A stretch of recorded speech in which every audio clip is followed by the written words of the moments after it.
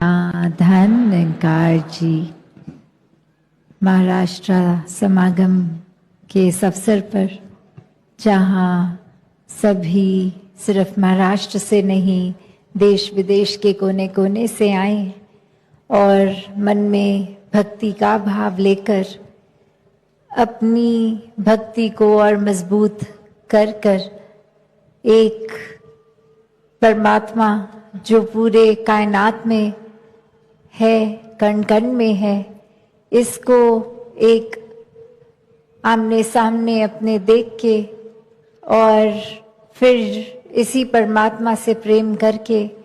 अपने जीवन में भक्ति का भाव, और जब ये एहसास बना रहता है इस परमात्मा का हर समय साथ होने का, तब ये आत्म मंथन, ये जर्नी विद इन बहुत ही सरल हो जाती है। क्योंकि हर पल में हम ये जानते हैं कि ये पल में हमने अपना सबसे अच्छा कैसे देना है, हर पल को पूरे पोटेंशियल से कैसे जीना है। एक संतमति लेके एक भक्त जीवन में जो करता है वैसा पल पल जीवन जी के जीवन को सफल करना है। तो ये आत्म मंथन का भाव भी कि कैसे एक भक्ति जो विषय है ये अपने लिए है, अपने अंदर झांकना है। सामने वाले को सुधारने का भाव आत्म मंथन नहीं है कि मैं अपने अंदर ये महसूस करके सोचकर कि क्या क्या और लोग ठीक करें, नहीं, ये अपनी ही ऊपर काम करना, अपने आप को सजाना और कैसे है, सिर्फ शरीर को नहीं, ये मन को किस तरह साफ रखना है, एक सुंदर बनाना है, और कैसे फिर इंसानियत का रास्ता लेके बहुत ही सहज रूप में ये जीवन जीना है। कैसे संसार तो एक दूसरे की ही कमियां निकालने में हर समय लगा रहता है। जैसे कुछ समय पहले ऐसे भी एक कहानी आई जहां कुछ छोटे बच्चे आपस में एक गेम खेल रहे थे, और वो गेम में यही था कि ये आंख को 2 मिनट के लिए बंद करना है सभी बच्चों ने, और कैसे वो 2 मिनट के अंदर अंदर अभी शुरू होते ही पहले एक बच्चे की आवाज आती है कि ये सामने वाला बच्चा तो अपनी एक आंख खोल रहा है, और फिर एक और बच्चा कह रहा है नहीं, मैं तो पहले से देख रहा था, उस बच्चे से पहले तो आपने अपनी आंख खोल ली थी। तो ऐसे करते करते एक दूसरे के लिए ये हर कोई कहने लग गया, और वो अब 2 मिनट जैसे ही खत्म हुए तो जो आखिरी बच्चा था वो अपनी आंख खोलकर फिर ये कहता है कि चलो सबने खोल ली तो अब इसलिए मैंने भी खोल ली। तो पर 2 मिनट जब खत्म हुए तो सभी की आंख खुली हुई थी। तो बात यही कि जो गेम का रूल था वो तो था कि 2 मिनट तक बस आंखें बंद रखनी है अपनी, और इधर उधर नहीं, बस अपनी ऊपर काम करना है, अपने ऊपर बस ये एक रूल है, इसको फॉलो करना है। और वो 2 मिनट भी नहीं, एक दूसरे की कमियां, एक गलती किसने करी, कब करी, इसने पहले उसने बाद में, ये जज बन के खुद ही वो गलती भी कर रहे हैं। ऐसा ही कुछ इस संसार का भी रूप हो गया है कि हम हर किसी की बस एक कमी निकालने में तुले हैं। कैसे एक अक्सर सही जाते हुए भी बस दूसरे की कमी निकालने के चक्कर में खुद भी गलती कर बैठते हैं। और भक्तों ने तो कभी ऐसी शिक्षा दी ही नहीं, हमेशा कहा है कि खुद को ही एक गलतियां इतनी अनेक हैं हम में, अगर तो एक एक करके खुद को सही करें और सामने वाला क्या कर रहा है उसकी परवाह ना करें। कोई कुछ अगर भाव में कठोर वचन बोल भी गया, कोई बात किसी ने ऐसी कह दी जो हमें अच्छी नहीं लगी, तो उसको भी कैसे आगे समझाना, उसको भी एक बहुत ही विनम्रता को अपनाते हुए, क्योंकि भक्त का दिल तो इतना ही एक कोमल रहता है कि हर किसी का दर्द महसूस करता है। ऐसे ही संतों ने युगों युगों से यही बात समझी कि ये जो ज्ञान उजियारा जीवन में आ गया है, ये परमात्मा के दर्शन जो हो गए हैं, ऐसा जीवन हरेक को मिले। और जो अभी तक इस रोशनी से रूबरू नहीं है, उनके भी जीवन में ये आए। कभी भी किसी संत ने इसलिए नहीं परमात्मा को पहचानने की बात करी कि ऐसे घमंड की तरह खुद को दिखाएं कि मैं तो कितना ऊंचा हूं, मेरे जीवन में तो परमात्मा है, पर तुम्हारे नहीं, इसलिए तुम प्राप्त कर लो परमात्मा को। नहीं, कारण ये नहीं, कारण तो करुणा दया हर एक के लिए संतों के दिल में इतनी विनम्रता से ये दिल को बिछा के हर एक की पीड़ा एक समझ रहे हैं कि कैसे हमारे जीवन में भी परमात्मा आए तो और भी कोई पीड़ित ना रहे। ऐसे भावों से ही हर किसी को परमात्मा के दर्शन कराने का लक्ष्य लेके ये संत हमेशा से ही अपने जीवन को जीते गए हैं। सिर्फ बोलों से नहीं, एक अपने अंदर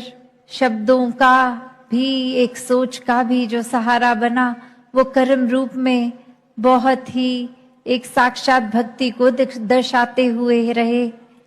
तो ऐसा ही जीवन हर किसी का हो सकता है। हर किसी को अपने जीवन में हर समय के लिए परमात्मा के एहसास में रहना कोई किताबी बात नहीं। संत पल पल ऐसा जीवन जी के दिखाते हैं कि हम चाहे कितने भी अपनी जिंदगी में बिजी हो, कोई भी काम कर रहे हो, परमात्मा का एहसास मन में बसाकर हर पल जीना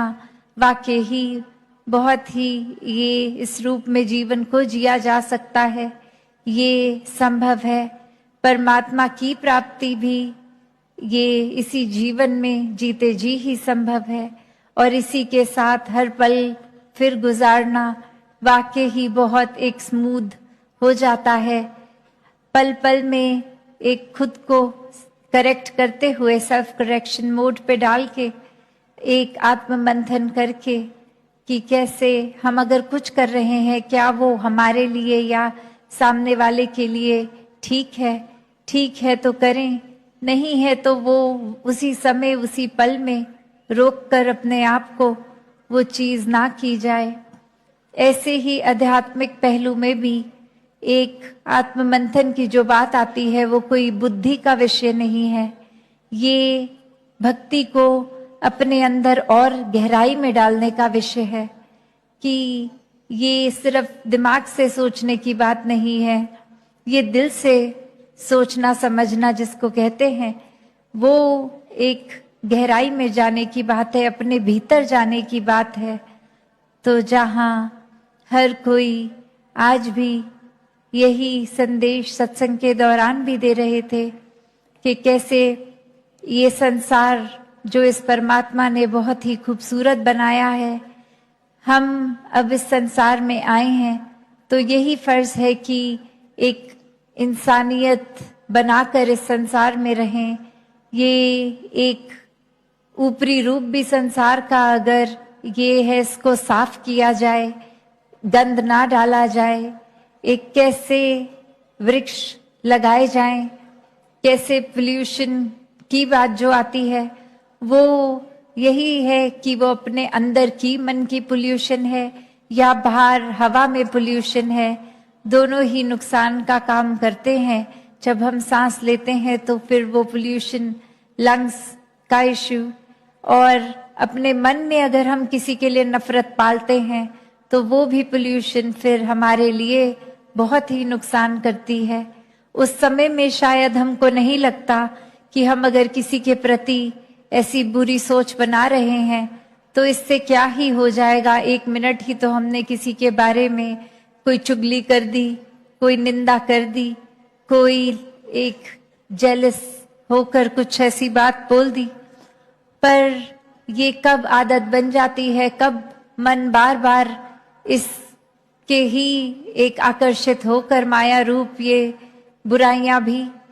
कैसे फिर हर पल में ही हम निराकार को तो भूलकर बुराइयों को ही अपना लेते हैं।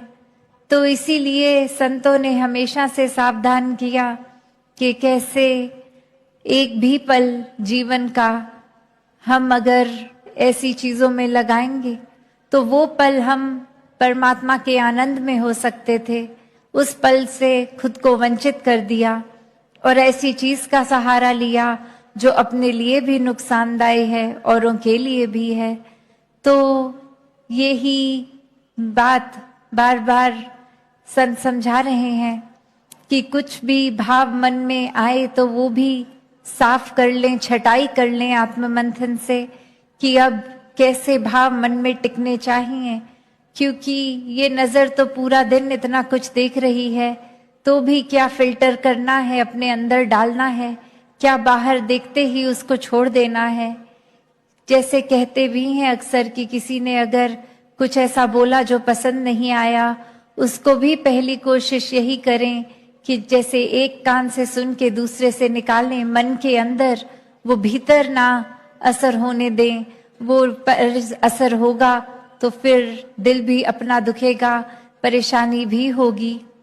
और अगर ऐसा हो ही गया है, किसी की बात चुप भी गई, तो फिर भी हम अपना रिएक्शन क्या देते हैं। एक किसी को अगर गुस्सा आया किसी पल में, तो उस गुस्से को किस रूप में एक कंट्रोल करना है। वो एक जैसे आग का अक्सर उदाहरण देते हैं कि आग में इतनी तपश होती है, अगर हम डायरेक्ट कोई अपना फुल्का सीधा आग में डालेंगे तो वो तो बनेगा नहीं, आग उसको भस्म कर देगी। पर वही एक तवे का रूप, जब हम आग पे तवा रख देते हैं और फिर उसके ऊपर रोटी रखते हैं, तो वो रोटी हमारे शरीर के लिए पौष्टिक बनती है, फायदेमंद रहती है। तो वही बात कि कैसे गुस्सा अगर आया भी तो इससे पहले वो एक हर चीज को हमारे भस्म कर दे। हमें खुद उसका एक पॉजिटिव यूज लेना है, उसको सही तरीके से। ये नहीं किसी ने कुछ कह दिया तो हमने भी पलट के उसको गुस्से से ही बोलना है। तो ये फिल्टर का काम ये हर पल हो सकता है, बस ये परमात्मा याद रहे। हर समय में हम अपने आप को अपने ही मन के तराजू में तोल के देखें कि कौन सा हिस्सा भारी रखना है हमें, अपना अच्छाई का या बुराई का। किसी के चोट पहुंचाने से दर्द होने पे क्या हमें एक उस समय अपने आप पे काबू रखकर मन को शांत करके उस इंसान के लिए भी परमात्मा से ये अरदास करनी है कि ऐसे जानबूझ के वो औरों को चोट पहुंचाना बंद करे, या फिर हम यही सोच के बैठे कि उसने जितना दर्द दिया मैं अब आगे सामने से और ज्यादा दर्द दूं उस इंसान को। तो ये सब तो अपने ऊपर ही हर किसी के है। तभी ये इतना जोर आत्म मंथन के भाव पे कि जितना ज्यादा हम हर पल में एक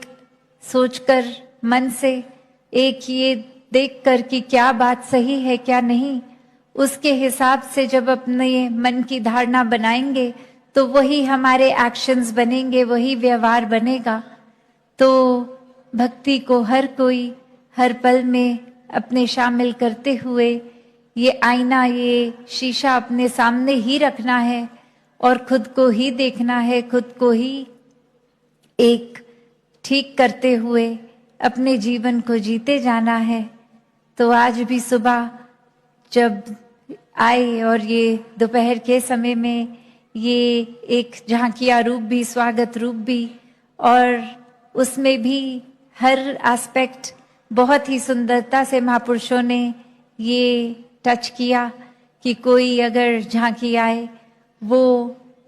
एक सोशल मैसेज के साथ या फिर एक आत्मा भक्ति में वो नृत्य रूप करते हुए, कहीं और कला का सहारा लेते हुए, तो वो भी भक्ति के ही पहलू जीवन में किस तरह तरह तरह अलग एस्पेक्ट्स में। तो वो भी भाव जहाँ देखिए, और अब सत्संग में भी और आने वाले दिनों में भी ये बहुत ही सुंदर भाव संतों के सुनने को मिलेंगे। तो दातार कृपा करे कि ये एक जो संतों का संग मिला है, ये सत्संग मिली है, इसको कभी भी हल्के में ना लें कि हाँ हर हफ्ते अगर हम अपने भवनों पे भी होते हैं, घरों में होते हैं, तो भी ऐसी सोच ना आए कि चलो आज तो थक गए हैं, आज सत्संग छोड़ देते हैं, फिर 2-4 दिनों बाद सत्संग तो होनी ही है या हर सुबह होनी ही है, कभी और चले जाएंगे। तो ये हमें भी पता नहीं लगने देगी ये दुनिया की माया की आज थकावट बहाना बना लिया तो कल ट्रैफिक को बना लेंगे, परसों कुछ और धीरे धीरे खुद को ही सत्संग से भी दूर कर लेंगे। तो बात वही कि जिनको तो वाकई ही एक लगन है, प्रेम है इस परमात्मा से, वो